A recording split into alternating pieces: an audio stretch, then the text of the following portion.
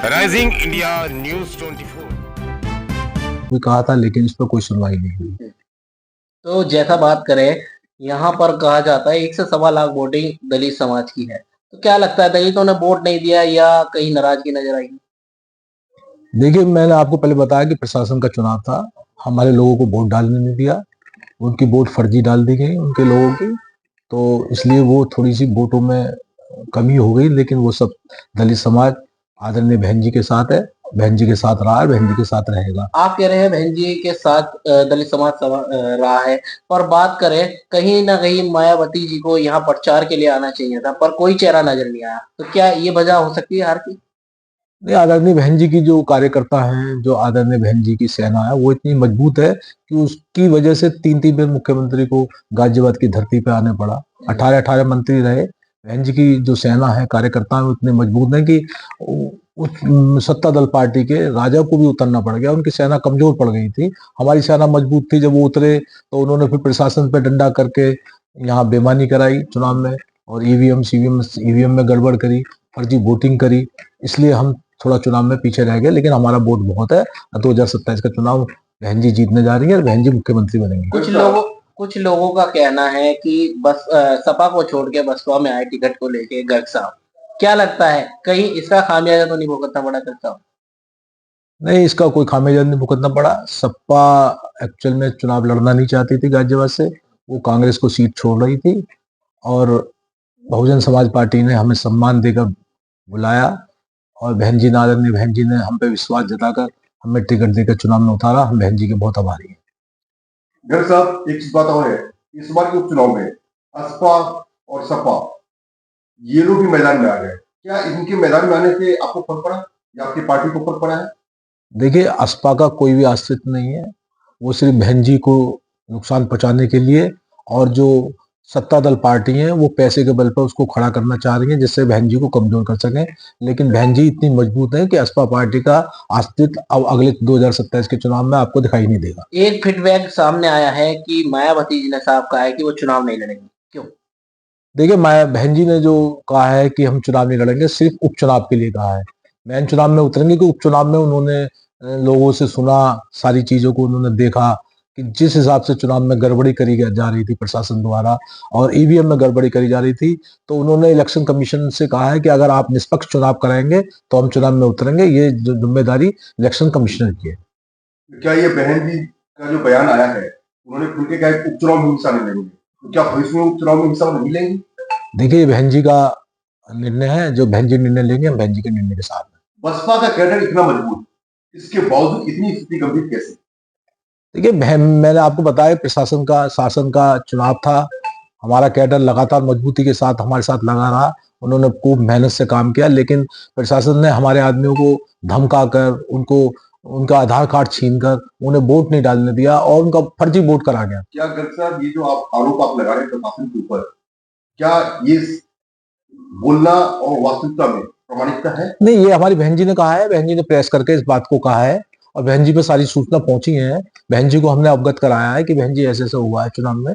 तो बहन जी को अवगत होने के बाद बहन जी की भी जो अपनी LIU वगैरह है, जो उनके लोग हैं, उनसे उन्होंने जानकारी ली है। तो ओवरऑल शासन का चुनाव था, और मुख्यमंत्री भी इस टाइम इस चुनाव में इतने सक्रिय हो गए कि जब उन्होंने देखा गाजियाबाद की सीट बसपा की और जाती नजर आ रही है, तो वो इतने सक्रिय हो गए कि उन्होंने 3 में यहाँ आए वो गाजियाबाद में, और उन्होंने वहां प्रचार प्रसार किया और अधिकारियों को दिशा निर्देश दिए, जिस वजह से हमें चुनाव में थोड़ा सा दिक्कत का सामना करना पड़ा। आपका ये कहना कि प्रशासन ने वोटरों को रोका, इस वजह से मतदान कम हुआ या प्रतिशत कम हुई या मतदाता वोट नहीं दिए? देखिए, हमारा मतदाता तो चुनाव में बहन जी के प्रति पूरी तरह से समर्पित था। वो वोटिंग करना चाहता था, लेकिन BLO द्वारा उन्हें ना तो पर्ची पहुंचाई गई। BLO की भी इसमें बहुत बड़ी कमी रही है। उन्होंने BLO ने भी जो पर्चियां हैं वो सिर्फ उन लोगों को बांटी जो उनका अपना वोटर है। हमारे वोटर को ना उन्होंने पर्ची दी, हमारे वोटरों को लगातार उन्होंने परेशान और वो रखा, जिसमें गर्ग साहब, जैसा कि आपने कहा कि वोटरों को पर्ची नहीं दी, सपा ने 2 सीट निकाली। वो विपक्ष कह रहा है कि यहाँ प्रतिपक्ष जीतता है, वहां कोई गड़बड़ी नहीं होती है, और यहाँ हारते हैं तो वहां आरोप लगाए जाते हैं। देखिए, अगर सपा के माननीय राष्ट्रीय अध्यक्ष जी ने भी प्रशासन और शासन पर आरोप लगाए हैं, ईवीएम पे आरोप लगाए हैं। अगर जो सपा 2 सीट जीतते तो वहां 1 लाख के मार्जिन से जीत रही होगी, लेकिन बसपा ने वहां मजबूत काम करा और इसलिए थोड़ा सा उसको समाजवादी पार्टी 2 सीट निकाल पाई, लेकिन वो तो 9 सीट का दम भर रही थी, 2 सीट ही जीत पाई। लेकिन बसपा सपा से मजबूत पार्टी है। चलिए, आज एक बंटवारा लगातार चल रहा है। क्या इससे पहले बात की जाए सत्ता पक्ष को, तो इस चीज की नॉलेज नहीं थी कि अब तमाम फिर दंगों की बातें चल रही है। बात करें संभल की, बात की जाए अजमेर में नवाज शरीफ की जहाँ दरगाह है मुसलमानों की, क्या लगता है कहीं ना कहीं ये हिंसा को दावादारी दी जा रही है? देखिए, ये तो आप सब देख रहे हैं, ये चुनाव के टाइम में ऐसा माहौल क्रिएट करते हैं कि जो जनहित के मुद्दे हैं उन्हें दबा दिया जाता है, दूसरे मुद्दों पर नारों पर चुनाव को लाया जाता है और उस टाइम जनता भ्रमित हो जाती है, वो इनको वोटिंग कर जाते हैं, लेकिन बाद में पछताती है कि उन्होंने जो स्टेप उठाया वो गलत उठाया, क्योंकि जनता इतनी परेशान है, इतनी त्रस्त है कि हमें भी माहौल लग रहा था, हम भी जनता के पास जा रहे थे, लेकिन जनता इतनी त्रस्त थी कि वो बीजेपी से पूरी नाराजगी चाहती थी, लेकिन उन्होंने ऐसा माहौल क्रिएट किया, ऐसा मतलब इन्होंने चुनाव के अंदर घपलेबाजी की, फर्जी वोटिंग करी और ईवीएम में गड़बड़ करके चुनाव को अपनी ओर मोड़ लिया। लेकिन अगर वो चुनाव निष्पक्ष होता तो चुनाव बीजेपी यहाँ से नहीं जीत पाती, 9 की 9 सीटें बसपा यहाँ से जीत पाती। कटेंगे या बटेंगे का ये नारा, ये क्या क्या नारा है?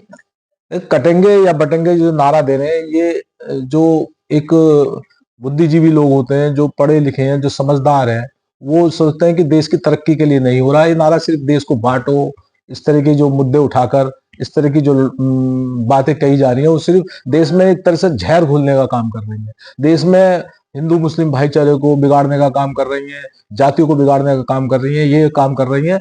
ये बटेंगे कटेंगे के नारा, ये अच्छा नारा नहीं है। लोगों के बीच आप गए हैं चुनाव में, सत्ता पक्ष का जो है विधायक बैठ चुका है, तो क्या लगता है किस तरह से लड़ पाएंगे, कैसे कार्य कराएंगे? देखिए, हमने अभी कल ही अपनी पार्टी से, अपनी पार्टी के लोगों से और सबसे बातचीत करी है। जो हमने चुनाव के टाइम में मुद्दे उठाए थे कि भाई एक तो हाउस टैक्स का बहुत बड़ा मुद्दा है, हाउस टैक्स उन्होंने बढ़ाया है और 64 करोड़ रुपए इन्होंने करीब जनता से अधिक वसूले हैं, वो हम 64 करोड़ जनता को वापस कराएंगे या अगले उनके जो उन पर नगर निगम का टैक्स आएगा उसमें एडजस्ट कराएंगे। उस लड़ाई को हम लड़ेंगे और जनता को कर से राहत दिलवाएंगे, ये हमारा काम रहेगा जनता के लिए। भाजपा के संजीव शर्मा जी ने एक बयान दिया था कि 2 साल में हम 5 साल का काम करके दिखलाएंगे। ऑनलाइन पर क्षेत्र बहुत ही पिछड़ गया है, पिछड़ा हुआ विकास से, उसको कैसे दूर कर पाएंगे, क्या लगता है? देखिए, जो पहले तो जो संजीव शर्मा विधायक बने, हमारी उनको बधाई है बहुत बहुत, और हम भी चाहते हैं कि वो लाइन पार क्षेत्र का विकास करें। जो हमने वादे करे उन वादों को वो सुने और जनता के लिए वो काम करें। वहाँ एक डिग्री कॉलेज खुलवाने का काम करें, एक हॉस्पिटल बनवाने का काम करें। वहाँ हम क्षेत्र में घूमे, सड़कें सारी टूटी हुई हैं, नाले खरंजे भरे पड़े हैं, उनको भी साफ कराने का काम करें। वहाँ की जनता जो लाइन पार इतना बजट होने के बाद भी त्रस्त है, उसको दूर करें। हमारी तो यही जो माननीय विधायक जी से यही हमारी कामना है और उसमें हम अगर वो करेंगे तो हम उनमें सहयोग देंगे, हमारी पार्टी सहयोग देगी उसको। गर्ग साहब, आज के राजनीतिक जीवन में आपने देखा हो या ना देखा हो, शिक्षा और स्वास्थ्य एक बहुत बड़ा समस्या बन गया है और अगर देखा जाए तो शिक्षा सबसे महंगी हो गई है। इसके ऊपर पूरी राजनीतिक पार्टियां सोचती है और सही तरीके से कार्यान्वयन करती है। देखिए, ये बात तो हमने चुनाव के टाइम में मुद्दा उठाया था कि विजय लाइन में डिग्री कॉलेज की बहुत बड़ी समस्या, वहाँ की जो बच्चियां हैं, कन्याएं हैं, वो इंटर के बाद पढ़ने के लिए डिग्री कॉलेज में दूर दूर जाना पड़ता है, तो उनके माँ बाप उन्हें भेजते नहीं है। तो हमने ये मुद्दा उठाया था कि डिग्री कॉलेज खुल जाएगा तो वहाँ की जो कन्याएं, बच्चियां हैं, वहाँ पढ़ेंगी तो उनका भविष्य सुधरेगा। लेकिन भाजपा का इस और ध्यान ना है, भाजपा का सिर्फ ध्यान है कटोगे या बटोगे, इस तरह नारा देके हिंदू मुस्लिम का लड़ाई झगड़ा करा के भाईचारा को देश में बंटवा कर, और एक जो हमारे देश में प्यार मोहब्बत की एक मिसाल थी, गंगा जमुना तहजीब थी, वो तहजीब को लगातार खत्म करने का काम कर रहे हैं। हर एक आदमी डरा हुआ है, चाहे हिंदू हो, चाहे मुसलमान हो, चाहे कोई भी हो, सब डर डर के काम कर रहे हैं, एक दूसरे के पास जाने से डरते हैं। तो ये नहीं होना चाहिए, देश में भाईचारा कायम रहना चाहिए और सोशल आदमी को रहना चाहिए और एक दूसरे से प्यार मोहब्बत बना के रखना चाहिए। तमाम युवाओं से और अपने राजनीतिक जो लोग हैं बसपा के, दलित समाज सबसे ज्यादा महत्व देता है, क्या अपील करेंगे 27 के लिए? देखिए, जो दलित समाज है या किसी भी वर्ग का आदमी है, चाहे वो किसी भी जाति का हो, किसी भी धर्म का हो, हमारी सब युवाओं से अपील है कि वो देश के बारे में सोचें, प्रदेश के बारे में सोचें, देश के विकास के बारे में सोचें, अपनी शिक्षा के बारे में सोचें।